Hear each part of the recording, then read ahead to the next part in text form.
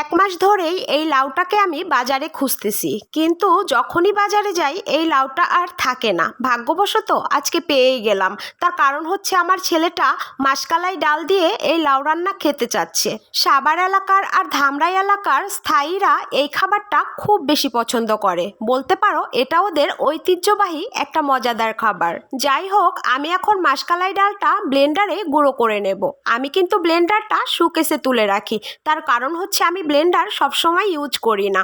অল্প অল্প মশলা পাটায় বেটে রান্না করে খেতে আমি পছন্দ করি, কারণ একবারে অনেকগুলো মশলা ব্লেন্ডার করে ফ্রিজে রাখলে তরকারির স্বাদ আমার কাছে মনে হয় একটু কম হয়। তো আজকে আমি তোমাদের সাথে মাসকালাই ডাল দিয়ে লাউ রান্নাটা শেয়ার করব। দেখলে হয়তো তোমাদেরও খেতে ইচ্ছে হবে। তো আর দেরি কিসে, চলো আগে মাসকালাই ডালটা গুঁড়ো করে নেওয়া যাক। মাসকালাই ডালটা কিন্তু আমি একেবারে মিহি করব না, একটু একটু দানা দানা রাখবো, এতে করে ডালটা খেতে একটু বেশিই মজা লাগে। যাই হোক, দেখো আমার মাসকালাই ডালটা গুঁড়ো করা হয়ে গেছে। এবার আমি করব কাটাকাটি। নিয়ে নিলাম 3টা পেঁয়াজ, 2টা রসুন, কাঁচামরিচ আর লাউটা। এখন আমি লাউটাকে খোসা ছাড়িয়ে সাইজ মতো কেটে নেব। তোমরা হয়তো জানো না, আমি এত সব রান্না আগে কখনোই পারতাম না। আমি যে এত ভালো রাঁধুনি হব তা আমি কখনো ভাবিনি। আলহামদুলিল্লাহ, এখন আমার হাতের রান্না খেয়ে অনেকেই প্রশংসা করে। আর আমার হাজবেন্ড তো বাড়িতে আসলে আমার হাতের রান্না ছাড়া অন্য কারো রান্না পছন্দই করে না। আসল কথা হচ্ছে ইচ্ছা আর চেষ্টা। আমার মনে হয় ইচ্ছা থাকলে আর চেষ্টা করলে অসম্ভব কাজকেও সম্ভব করা যায়।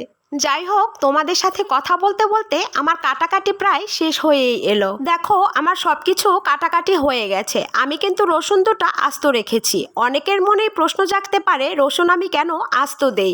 আসলে রসুন আমার অনেক পছন্দ। আমি ভাতের সাথে রসুন ডলে খেতে খুবই পছন্দ করি। এদিকে আমার বাচ্চারা একদমই পছন্দ করে না। আমার ছেলের পাতে আস্ত একটা রসুন পড়লে খুব বিরক্ত হয়ে যায়। যাই হোক, আমি কিন্তু লাউগুলো ধুয়ে নিয়ে এখন রান্নাটা বসিয়ে দেব। প্রথমেই একটা কড়াইতে লাউগুলো ঢেলে দিলাম। এবার আমি দিয়ে দেব 1 চা চামচ হলুদের গুঁড়ো, 1 চা চামচ মরিচের গুঁড়ো, পরিমাণ মতো জিরার গুঁড়ো আর দেব লবণ। সাথে দিয়ে দেব 3টা এলাচ আর 2টো দারচিনি।